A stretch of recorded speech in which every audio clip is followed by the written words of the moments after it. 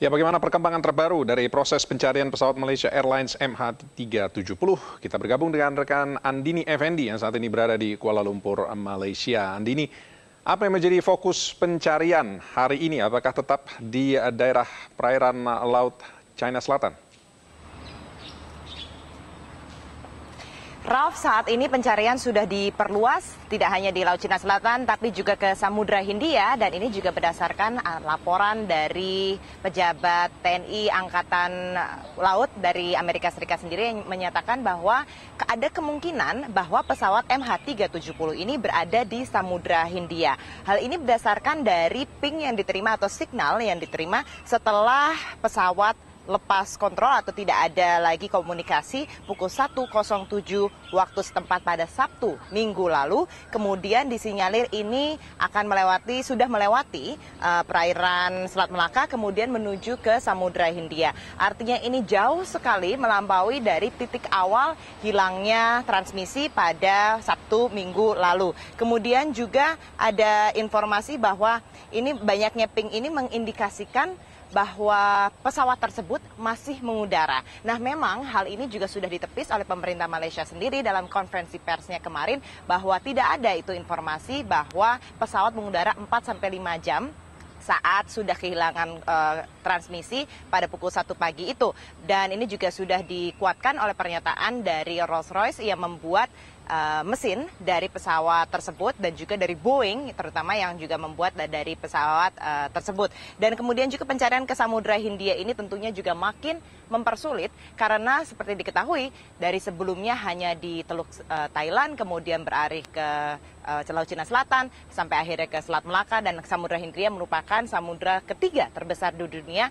Artinya ini membutuhkan banyak sekali armada untuk membantu pencarian tersebut. Sampai saat ini sudah ada 12 negara yang turut serta dalam operasi yang dinamakan oleh Multinational Search Operation ini yang merupakan juga terbesar di kawasan ini, dan Amerika Serikat sendiri sudah menurunkan kapal USS Kidd ke Samudra Hindia untuk memantau di manakah pesawat tersebut. Namun ini juga seperti yang saya informasikan tidak seperti semudah itu juga karena dalam beberapa titik tertentu Samudra Hindia memiliki kedalaman yang cukup dalam, tidak seperti misalnya jika waktu itu tetap fokus di Teluk Thailand yang kedalamannya hanya 30 sampai 70 meter.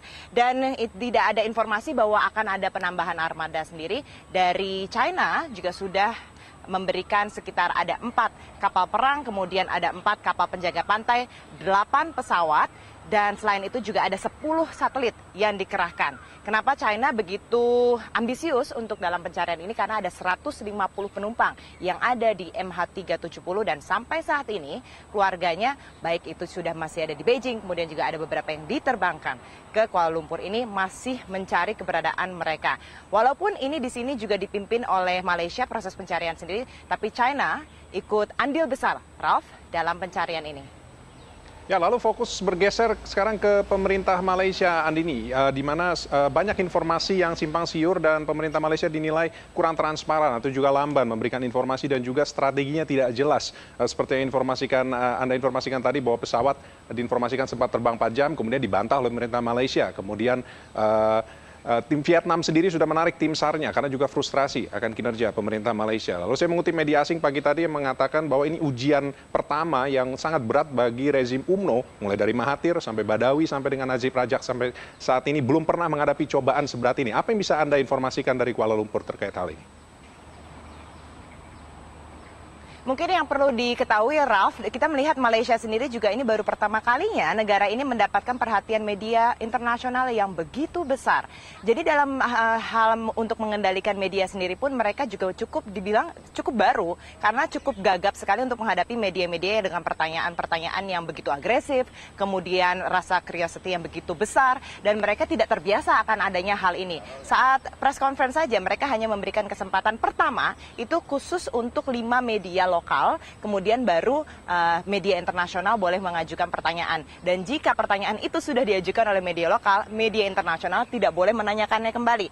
Lucunya, pada saat media lokal ini bertanya, mereka bertanya tentunya dengan bahasa mereka sendiri, itu bahasa Melayu, dan tidak dimengerti oleh seluruh media internasional. Dan hal-hal seperti ini yang juga tidak bisa dimengerti oleh pemerintah Malaysia sendiri, dan mereka juga sangat hati-hati sekali. Namun bisa dimengerti juga, Ralf, dari sisi lain, karena sampai saat ini masih dalam operasi pencarian. Apapun yang diterima informasinya, apakah itu foto dari satelit China, kemudian juga ada pengakuan dari pekerja rig yang ada di perairan Vietnam yang mengatakan bahwa, oh, saya melihat ada benda jatuh dari langit yang sepertinya itu adalah pesawat Malaysia.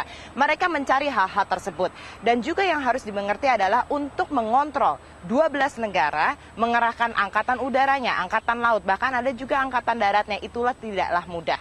Dan di sini juga dari Amerika Serikat sendiri mengapresiasi bagaimana Malaysia menghandle seluruh negara-negara ini untuk bersatu mencari sebuah pesawat 370 MH370 dengan 200 sekian penumpang. Dan ini juga mungkin yang tidak bisa diinformasikan secara langsung titik-titik mana saja.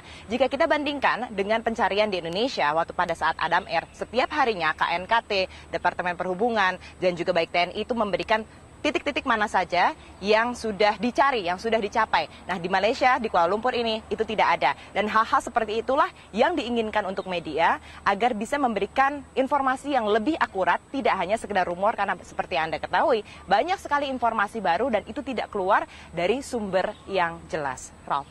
Oke, baik. Terima kasih untuk laporannya. Andini Effendi melaporkan dari Kuala Lumpur, Malaysia.